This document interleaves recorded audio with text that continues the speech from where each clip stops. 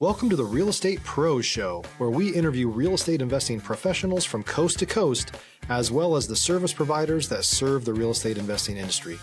Our goal is simple: share what's working now to help you improve and scale your business to the next level and meet the pros that can help you get there. Real Estate Pros is powered by Investor Fuel, America's leader in helping real estate investors and professionals build the business you need to live the life you've always dreamed of. Let's start today's show. Property insurance for real estate investors doesn't have to be difficult, but it does need to be there to protect you when you need it. MyInvestorInsurance.com not only provides insurance at 15 to 30% cheaper than traditional agencies, it's built specifically for real estate investors like you. You can set up an account in about 2 minutes, get quotes on properties, turn on and turn off insurance for your fix and flip or rental properties in around 2 minutes without having to talk to anyone directly, all through our portal. There's no better way or faster way to make sure you've got the coverage you need to protect you, and no more lengthy policies either. Once you're set up, you're billed monthly and prorated by the day for however long your policy is active. It's powered by MSI, the third largest independent MGA, with 1.5 million customers and more than $1 billion in cumulative premiums written. Get set up today in about 2 minutes at myinvestorinsurance.com/fuel. All right, guys, welcome back to the show. I'm your host, Brett McCollum, and I'm here today with Sanjiv Jain. He's out of Philadelphia, Pennsylvania, and today we are going to talk about how to overcome adversity after adversity and still thrive even after 25 years in the industry. Before we do, guys, I want to talk to you a little bit about Investor Fuel.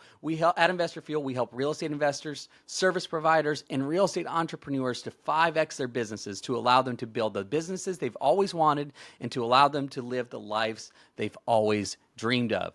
Without further ado, Sanjiv, welcome to the show. Thank you. Thank you very much. I'm so excited by that intro. I'm like, ooh, 5X the business. Sounds good to me. I love it, right? Yeah, man.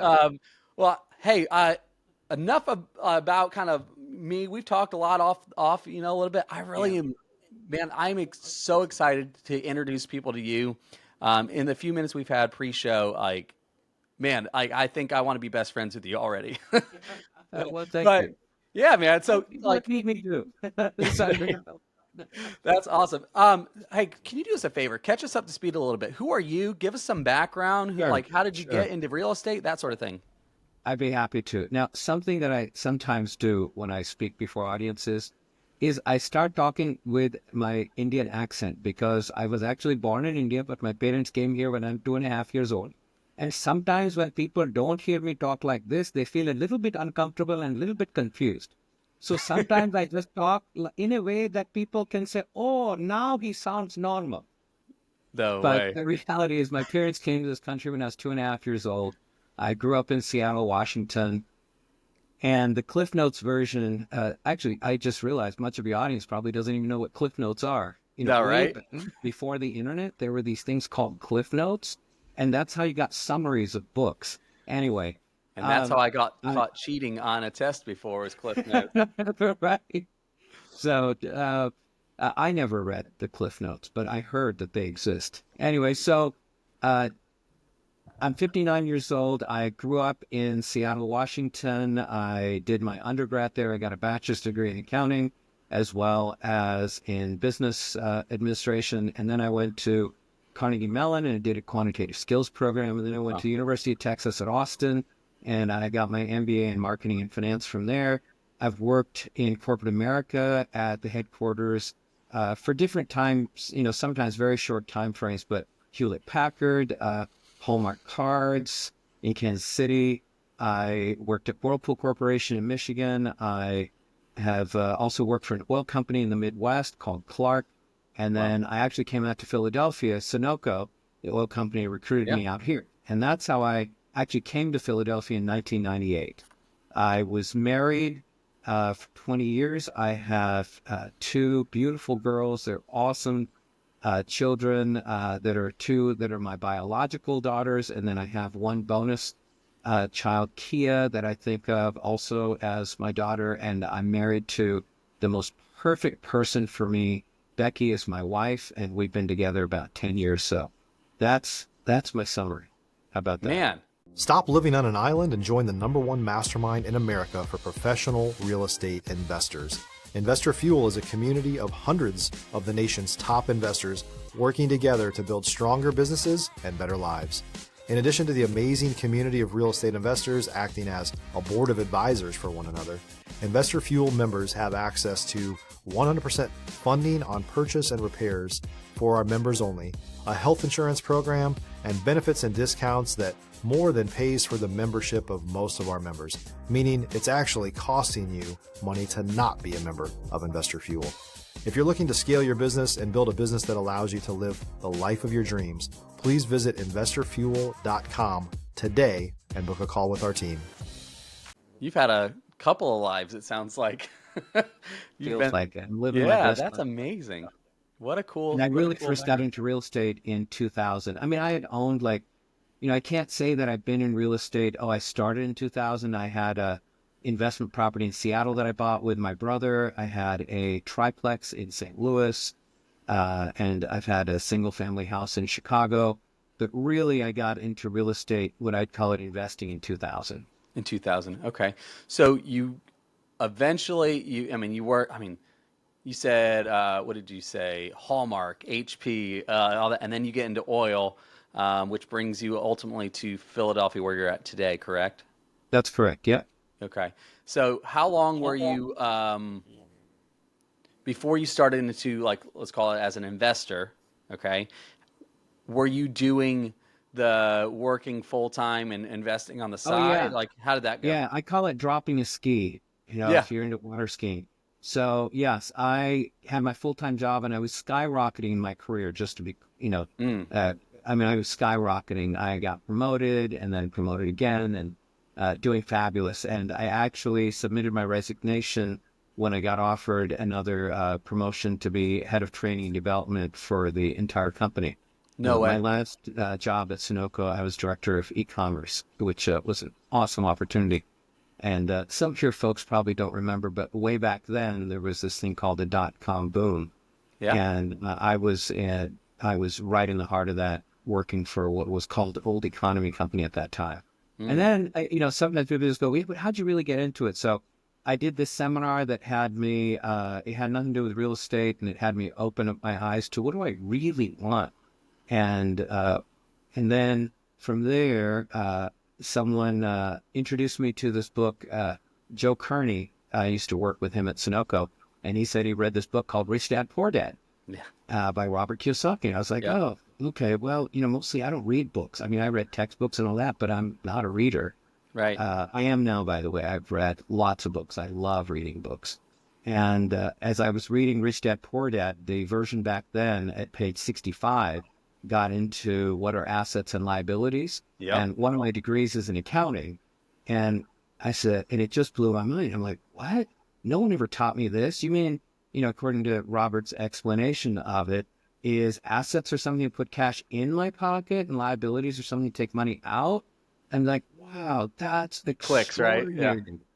And then I said, I want to get into passive income. And that, well, in his book, Cash Flow Quadrant, and in some of his other books, I don't remember which one, but he talks about how, well, you could invent something and get a royalty. I'm like, I don't want to invent anything. You could buy stocks and get dividends, and that's passive income. And he went through all these things. And I had an investment property or two at that time. And I said, well, real estate seems to be the easiest one. Yeah. And this is, of course, it was the easiest one because I hadn't really gotten into real estate like heavy yet. And that's where I started. And I thought if I could do one property a year, that would be so amazing.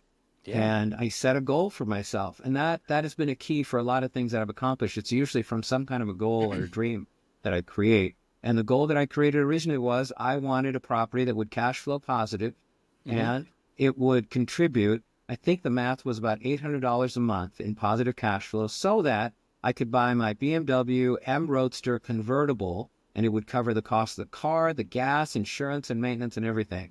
And I think the math back then was about 800. And when the investment property that I ultimately did after kicking tires and I must have put in over 20 offers and I must have looked at probably over 50 properties. Wow. And then ultimately, when the one penciled out and I accomplished that, I thought, oh my God, this is so amazing. Wow. You got You the know, I rush. mean, if I Yeah. could do this, what else could I do? And I was hooked. If you're looking for consistent, high-quality leads, look no further than Investor Machine. Investor Machine isn't just another agency. It's the most sophisticated, data-driven lead generation company on the planet for real estate investors, and serves the role of being not just a lead generator for your business, but a marketing partner that is helping you achieve your goals along the way. Go to investormachine.com to learn more and schedule a call with our team today.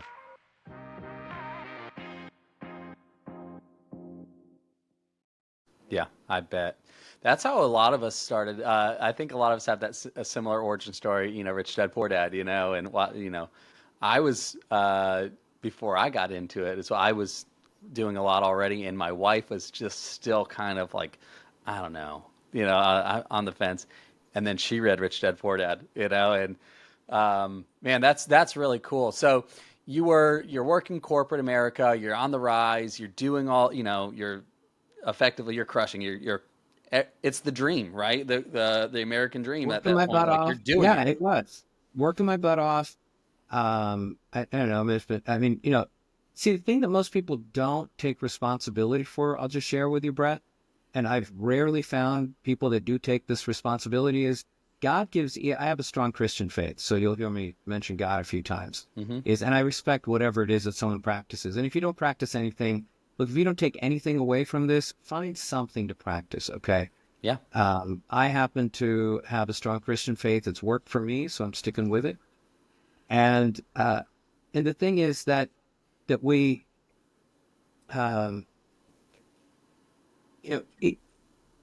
God gives each and every one of us 168 hours a week. Mm. Some of us may be born more gifted, more intelligent, rich parents, poor parents. I've got a rags to riches story. I was born with a silver spoon story. I'm in a country that gives me benefits. I'm in a country that I had to struggle with. Whatever. My race is this. My disability is this. That's not the point that I'm pointing to here. God gives each and every one of us 168 hours. What are you doing with yours? Right. So I worked my butt off in corporate America. I got awards. I got a national award for being the best at something. I mean, I was doing great. I was giving my company that I worked for, Sunoco, more than I was obligated to, and that's one way to stay relevant, right? You always Sure. give more than is expected of you. And I cut off cable. We didn't even have internet back then, right? I cut off cable. And so, look, I got 168 hours. I'll work harder than anyone else will out there. Yeah. And that's it, exactly what you said. There's a dream. And, when my parents came to this country, I don't have one of these stories of, oh, we were refugee, and nothing against refugees or anything like that. It's not that. But when we came to this country, I was raised, you can do anything you want here. My parents were very successful in India. My mom has a master's in English. She had 1 year of law school. My dad was a successful engineer. And my dad's brother had gone to the University of Washington, and they called their brothers and said, hey, come on over here. This is an awesome country. Like, if you really put your heart into it, this country will give you back more than you put into it. And that's what I grew up with. So if I saw people that were one percenters or whatever it is that they had, if someone else has it, I never got jealous or said, oh, that's not fair. No, it was like, wow, how can I? If I want that, what do I need to do? So Yeah. And you believed it, right? absolutely. Yeah. And I've lived it. Yeah. That's amazing. All right. So you coming out of corporate America and your what did the transition look like into, when did you ultimately start full time in real estate? So my wife at the time was, well, depending on how you define full-time in real estate, I started, Sure, yeah. I had 2 full-time jobs, right? But when I call drop the Exclusively, C, let's say it that way. yeah, exclusively real estate. So my wife was pregnant with our second child at the time, and I got offered that huge promotion. So we're in the beginning of 2004, and If you're a new or newer real estate investor looking to launch or grow your real estate investing business, please check out Investor Fuel Club. It's a coaching community, but unlike anything you've ever seen before. And you can actually partner with members of our mastermind from coast to coast on deals right in your market. There's no better opportunity to build a consistent business than to literally partner with pros to help you avoid costly mistakes, avoid the need for capital to do deals, and help you eliminate your fears as you're starting your business.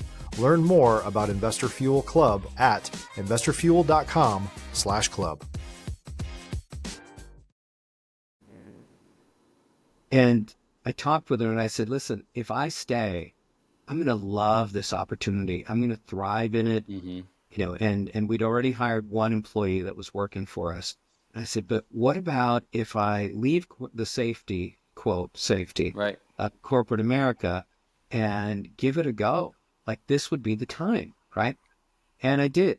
And I will tell you, I struggled at first because I mentioned all the degrees I have and all the corporate America stuff. And what I struggled with, which I didn't pay attention to, is I didn't pay attention to trying to do something in a way that I wasn't used to. If you're a blue collar worker and all of a sudden, you've worn jeans, a shirt your whole life, and then all of a sudden you start wearing suits, it might be a little uncomfortable at first. My case was the reverse. I was used to and enjoyed wearing suits. Sure. I all of a sudden had nowhere to wear suits to. So I struggled at first. And then I tried to cheap out and put an office in my basement. That didn't work. Oh, maybe I'll take a room over here. That didn't work. It really started to do very well when I got professional and serious about this business for myself. I'm not saying it's for anyone else, but that's what I saw. Yeah. It's what would work for me. Yeah, that's great. So how long were you working both like two, quote unquote, two full-time jobs? How long were you doing that for?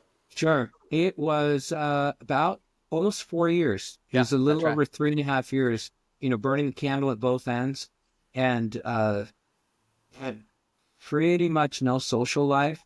And I think that's working well over 100 hours a week. Yep. When I look back, I think it's sustainable only for 2 to 3 years. The impact that it had on me emotionally and psychologically was not one that's sustainable. It's not a sustainable model. Yeah. I think I had a I coach stayed that with it. taught me hustle is a season, not a lifestyle. Yeah, exactly. Yeah. I Yeah. wish So someone would call me that. listen, that's I think as entrepreneurs, that's kind of our like, yeah, of course I can work 100 hours. Easy. Give it to me. Like I think that's something built within us, right? Yeah. I don't know why that is, but we need to remember it's a season, not a lifestyle. Yeah. So we talked a little bit pre-show too, and we introduced it this way too, adversity. Um, it's all well and good to talk about all the good things, all the best things that are like, oh my gosh, real estate afforded me this lifestyle. It did this, Yeah. that, and the other, and it does, right? But it also comes with its challenges. And we talked a little bit pre-show, but I really wanted people to hear you talk a little bit about. I mean, you've been 25 years now. Like, I mean, I know that in our world, that's you may as well have been in it like 100 years. You know what I mean? Like that. Like that's um, people. I want people to hear some of the adversity and the lessons you've learned and the things Yeah. you've walked through. Sorry about that. That's okay. Yeah. So tell us a little bit about some of that. I mean, you went through 2001, like the dot-com bubble, right? And Yeah. 9/11. You've been through the '08 crash. We're currently in some sort of weird thing today, like that we'll call it something. I'm sure 10 years from now we'll call it something, We'll you have know? some name. Yeah. So Pandemic. talk a little bit And about adversity, yeah. and what that's looked like for you and, walk me through that a little bit. Yeah, I can tell you I haven't been smiling the entire time. Okay. Yeah. I've had tears, I've had doubts, I've had like, oh geez, this is it. Right. The first one was when 9/11 happened. And I had just put under contract my very first commercial property. Wow. And, for those that weren't alive then, or certainly weren't like adults or young teenagers then, it's it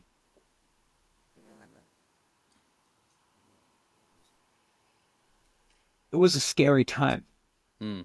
we didn't know what was happening. Everybody remembers where they were when 9/11 happened. I mean, I was in our corporate offices on the 22nd floor, and someone just walked by my office and said, "Hey, you want to come to the conference room? It looks like someone drove a plane into one of the World Trade Center towers." And I remember thinking, what an idiot, right? And I thought in my mind it was just a small, like, plane, right? And I thought, well, I hope everyone's okay. And then a little bit later, someone else came by and said, no, listen, you want to come to the conference room? This is serious. It was a commercial plane, and there's a second one that just hit. I was like, oh my God. Like, first, like a terror attack on our country. And I remember sitting in there and hearing when the reporter was speaking. By the way, if anyone has not been to the 9/11 memorial in New York City, it's Sobering. quite a tribute. It's Yeah. worth going. Yeah. You should know that part of our history of our country, that especially if you weren't alive, to understand how it's changed us. And anyway, I remember vividly hearing this thud, thud, thud, thud. And while the reporter's talking, I'm like, what is that? And then I was sick to my stomach when I realized it was bodies. It was people throwing themselves out the windows, Yeah. and the sound that made. So within the next several days, we didn't know what was happening in our country and the world. We're under attack, right? And I had the biggest contract for the biggest purchase and the first one ever of a commercial property that I ever made. Right. And I had doubts. I'm like, God, should I do this? Should I not? Maybe I shouldn't. What am I thinking? Am I going too fast? Now, what I did is I called people that I know and that I trust, but really I called my banker. His name's Rich Gentile, and the bank name has changed a few times, and he's changed the bank that he works with a few times, but I'm still in connection with him. And I remember what he said to me was, he said, Sanjiv, it's a good purchase in a great neighborhood. It's a great property. If it wasn't, we wouldn't be loaning you the money. I promise you, you'll never regret it. Mm. Just hearing that from the person that was loaning me all that money. And then I said, but Rich, I've even gone over to Borders Bookstore to get, in their commercial, because we didn't have Google, we didn't have YouTube, we didn't have this stuff back then, right? I said, I went and I got a commercial book, and I said, I don't even understand it. He said, Sanjiv, if there's anything you're dealing, I don't understand commercial leases. If there's anything you have trouble with, you call me and I will put you in touch with someone that will help you and answer you. You're not alone in this. That was huge. Yeah. And, I bought that building for $750,000 back then. It recently appraised for $4 million. And that was pre-pandemic, right? I'm sure it's well over that now, right? And we've spent hundreds of thousands in renovations and, all that in it, but that's not the point. It was my first commercial building. I was scared to death. And then something happened outside of my control. And I thought, maybe I shouldn't do this. And I'm not saying, I want to be clear here, I'm not saying, oh, don't worry about it, you should go for it anyway. Yeah. No, I picked up the phone. And that's one of my magic formulas is I pick up the phone. I call someone that I trust, that's been there, done that, or that can advise me. And I listen to them. I take what they say under consideration. I don't just follow it blindly. I take it under consideration and make my own decisions. And I'm glad I did. And I got the loan for that, and but through that whole 9/11 thing, there were all types of challenges. Businesses, that some of my tenants were like, we don't know if we're going to open and all this, and anyway, but we made it through that. Yeah. And when 2008 hit, same thing. I got advice from my banker and from others on what was happening, and I've been responsible. I also wasn't always chasing the eighth of a point cheaper, or can someone else save me a few $100? I maintained relationships. That's something that has made a big difference as I've gone through this adversity stuff, is the relationships that I've made. If you think this is a transactional business, you're not in it for the long haul. Anyone that's been in it for the long haul, Yeah. It's a It's relationship. a relationship business Yeah. because stuff's I, going to happen. let's Things will pause go there for a half a sideways. second and then let's talk because you mentioned that now twice. You picked up the phone. These are two of our historically, in real estate major cycles, you know, Uh, 01, 08. yeah. And somebody that's been there and done it and made it through it. And you said the first thing, I called people. I talked to people. In relationship, I think a lot of us that are trying to figure it all out are all, like you said, you're looking from the transactional lens instead of the relational lens. Yeah. Um, that's a really powerful thing you said there. And I want people to kind of go back, if you're listening to this, rewind it and re-listen to that, because that is, if you get that into your, let it get inside of you and realize that we need each other. We need people. That was really powerful, Sanjeev. I just wanted to Well, highlight that thank you. again real quick. Brett, we're very fortunate to be in an industry where we can be competitors with each other and Hmm. we support and empower and encourage and share with each other. Yeah. Very few people in this business, especially ones that are in this for the long haul, don't share. We'll share who's the great plumber, who's not. Oh, you stuck with this? Can I give you a hand? Yeah. It's we help each other out. We're Yeah. all running the race. At times we're competing for the same property or whatever the deal is, right? But it's an industry where we actually support and encourage each other. Yeah. And if you're thinking you're in this alone, that means you're really not in the real game. This is a team sport. Yeah. Surround yourself with a different set of people then, if that's the case too. You need to, Yeah. yeah. I love it. And by the way, no matter how successful you think someone is, if they say they've not dealt with adversity, either they're lying or they're lying. Or they're lying. Exactly. It, Yeah. it's, Or they're lying. Uh, there's nobody that's in this business that hasn't been surprised, shocked. The market shifted, interest rates shifted, a project went sideways. well, let's talk about Yeah. that for a second because, all right, that was, for some people, that 2001, 08, that's ancient history. They don't know, they can't relate to that, right? Talk to me about today. I bet it's perfect today, isn't it? It's never perfect and it's always perfect. Yeah. You got to pivot. So let's jump ahead a little bit to the pre-pandemic, Yeah. right at the pandemic. Okay. Pandemic hits. I've got over a dozen commercial buildings. The government orders our tenants. You may not open your Yep. door, right? Yep. Uh, it, maybe amongst real estate investors, my position may be uh,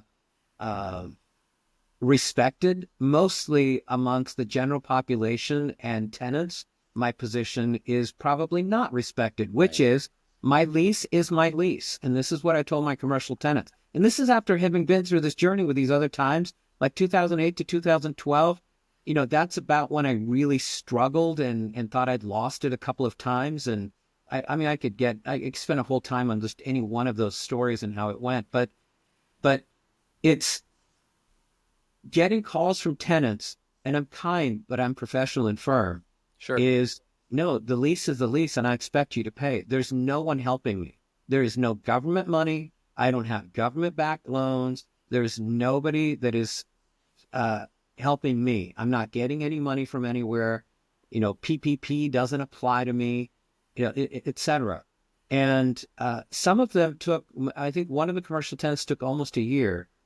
And after talking with their lawyer a couple of times, I just said, I will get paid. If I need to, eventually the courts will open.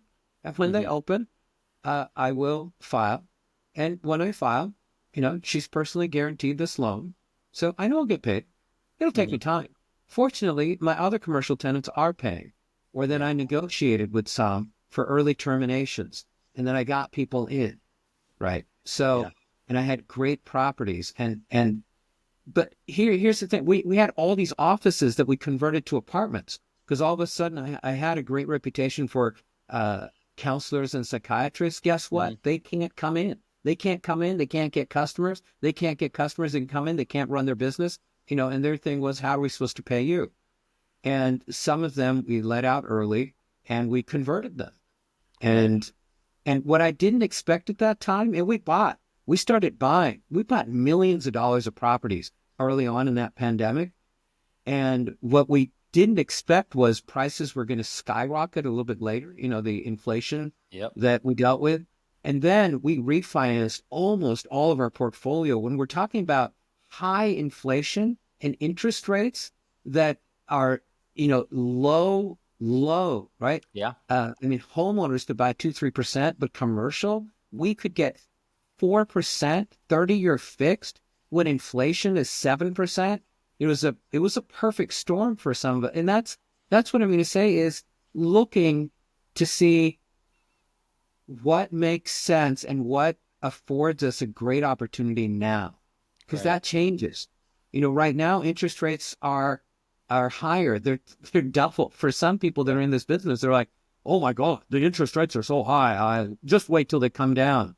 Dude, look at trends. Google it. Look at a chart of historic interest rates. This is more normal. Hmm. This is not high. This is more normal. What we had was not normal. Yeah. Yeah, so So today, like it's different, right? You mentioned that, yeah. and that is kind of what we hear a lot. It's rates are higher, taxes are higher, this is higher, everything's, and we haven't seen a decline in pricing from real estate as a whole. So like, you Right, know, we're not going to. I I will tell agree. you why I say this, okay? We're not going to. I'm fortunate that I have all these different degrees, but you don't need these degrees to understand this. Truly. All right. Yeah, if you Google it, we're doing this, we're recording this here in 2025. So if you Google in the last 4 years, and I haven't Googled it lately, but if you Google in the last 4 years, what percentage of all, we're a fiat currency in this country, right? That Hmm. means we're not Hmm. backed by a gold standard or anything, just a full faith in the government. So if you Google what percentage of all dollars printed were printed, and now I'd say Google it in the last four Wow. years, what you're going to find is a shocking percentage. I'll pause for a moment so anyone that's listening to this can come up with their own number. All right. Now Yep. I'm going to give you the answer. It's 80%. Hmm. 80% of all dollars printed and that are out there were all printed in the last 4 years. Here's what that means. So 4 years ago, we had these many of whatever, call them dollars, right? Hmm. And now we have these many. Do you think that this thing called the dollar became worth less Of when course. in 4 years we went from a supply of this to a supply of this?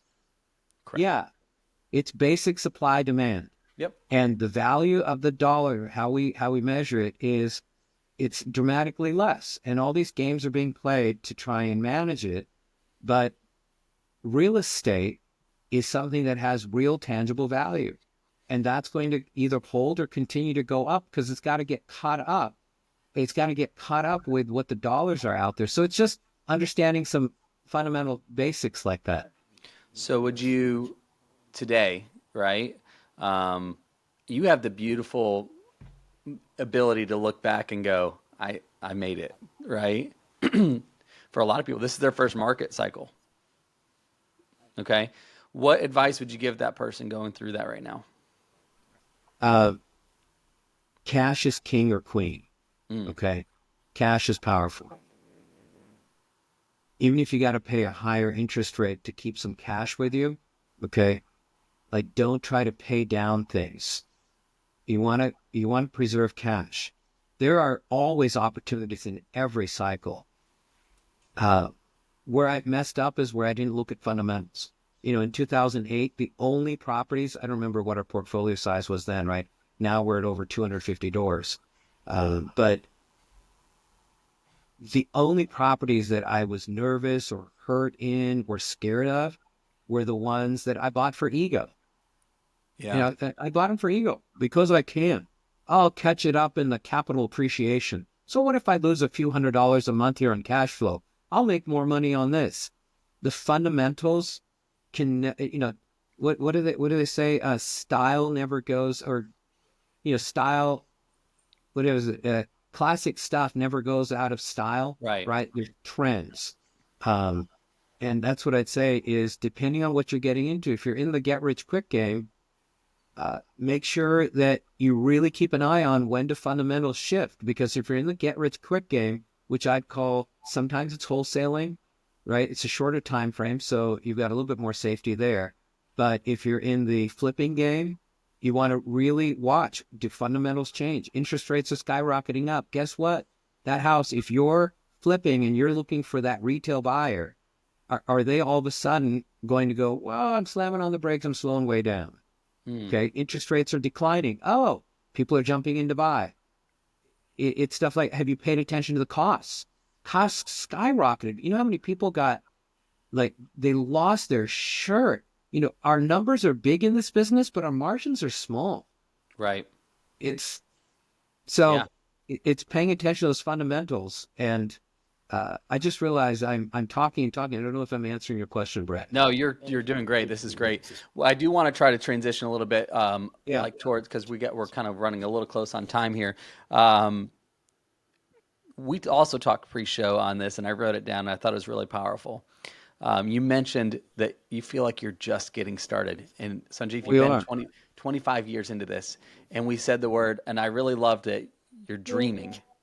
And Yeah. tell me about that a little bit. And we've only got a couple of minutes, so let's do. I hate to do that quickly, but I would be remiss if we didn't No, talk no about problem. that. I can do that. So, you know, my wife and I have really looked at where do we want to take our business, and we want to grow. We want to grow the number of units. Oh, I was doing the Burr method before I knew it was the Burr method, right? Yeah. Buy, rent, renovate, Refinance, buy, repeat. yeah, that whole Yeah, yeah, thing. yeah. You can Google it to figure out what the acronym is. But I was doing it before I realized that's what we were doing, and we've done a great job. It just took me a long time to get to 250. I think we're at 252 units now.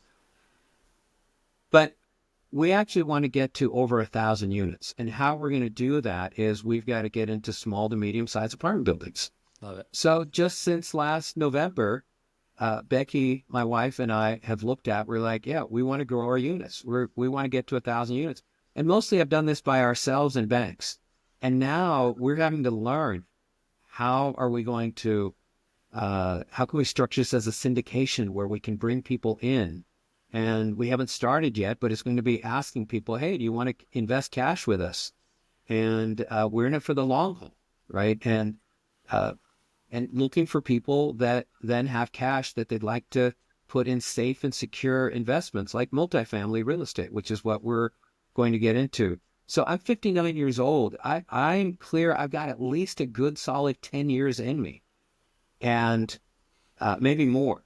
And so, no, I'm fired up about this. We're also going to start building. My brother invented a building system, and he's gotten patented, and we're actually going to try it in a couple of buildings. And if we are able to significantly build below cost, we're going to start building as Change well. the game, right? Yeah. Yeah, it's pivoting. Right now that's what we're doing is we're looking at what is next, maintaining our core thing, which is Well, we you're are looking landed. ahead and you're dreaming ahead instead of looking back at 2008, 2001, and all that. You're looking forward still and dreaming positively. I think that's a beautiful thing. We look back to learn. Yeah. Like, don't get me wrong. Sometimes with my staff, I will drill down on what went wrong, not to focus on blame. That's a really debilitating quality that we have in society. We look to blame and shame. We get no value from that. Yeah. Looking to learn what went wrong, what was missing, to see what can be put in, what can be Right. shifted. Do we need to change a system or a process? Or did we have someone that failed to follow a system or process? There's value in that, to looking to creating the future. What I heard this cliche, right? That's why the rear view mirror in a car is this small, right? And Yeah. the windshield is this big. Are you going to focus on looking at that rear view mirror, or are you focusing on the windshield? That's And right. we're excited about creating our future. And that's, the only way that you let adversity stop you is if you stop. You can Right. look at all these people that have been through any kind of cycle, any kind of hero that you hold, anyone that's accomplished anything. They, across the board, what I have heard is the number one thing is you don't stop. Yeah. You don't stop. You stop, it's over. I mean, if you read the book, 3 Feet from Gold, why did they lose and why did someone else all of a sudden make it rich? Because the person stopped. That's right. And I have thought about stopping. Sure. I've got all these stories over these years. We recently went through a horrible fraud that has taken us 2 years, and we still, not even 2 years quite yet, but we still haven't fully recovered from it, has cost us hundreds and hundreds of thousands of dollars, right? That a fraud that occurred on us. But never was there a thought that it's over. Right. I'm not going to lie to you. Was there a thought? Yes. Did it have the ability to stay? Did it have staying power? Right. Could it hold? Absolutely not. Right. Man. All right. Well, man, Sanjiv, this, as they say, all good things must come to it. I hate to wrap this up, but like this. We'll have to have you back on again and do this again, because this is so good. Before we do go, if people want to reach out to you in some way, get a hold of you, what's the best way for people to connect with you? All right. So my name is Sanjiv Jain, and you know what I look like now if you're watching this podcast. It's also audio. I'm accessible on Facebook. I'm still old school there, so I'm not on Instagram as much. So just you look up my name, Sanjiv Jain. I'm in Philadelphia. The easiest way to get a hold of me is by texting. It's my number is 215-287-5600. I know over the years, many people go, "Oh my God, you give your phone number out. Don't people abuse it?" No. The majority of people in this world are great people. They don't attract abuse the right things. people. Yep. Yeah. And my email, which I never check, right? But if you send me an email and you want me to check it, you got to text me. Text me, right? It's Sanjiv, sanjiv.legacy@gmail.com. Perfect. All right. Well, guys, you heard it here. I hope you guys go back and re-listen to this and take a lot of value out of it. Adversity happens to all of us. It doesn't have to be the thing that stops us. And if you've gotten anything out of that, that's what I'm listening to. As a man that's been through this, has been in this industry for 25 years, has went through adversity again, and he's still here to tell the story and dream about the future and be excited. Like, I love that. That's such an inspirational message for all of us to look at. So, Sanjiv, I really appreciate you guys taking the time to be with us. And Thank you, Brett. Yeah. All right, guys. You know what? I'm sorry, Brett. Yes, sure. The website, our website is Legacy, Legacy, and then a dash, multifamily.com. Perfect. All right, we'll make sure we put all of that in the show notes Thank for you. everybody. Sanjiv, you're the best. I really appreciate you taking time to talk with us. My pleasure. All right, guys. Hope you enjoy the show. Thanks for joining us for today's Real Estate Pros Show. You can learn more about the amazing benefits of the Investor Fuel Mastermind community, including surrounding yourself with hundreds of other rock stars, 100% financing for your deals, and members-only discounts from vendors you're likely already using that, as a member of Investor Fuel, will save you more than the cost of your membership. Visit investorfuel.com to learn more. If you're interested in joining us as a guest of this show, please visit investorfuel.com/pros to apply. You can also check the show notes for access to free resources, how to get access to world-class lead generation, and much more. Don't forget to subscribe so you never miss another episode. Have a great day. We'll see you on the next show.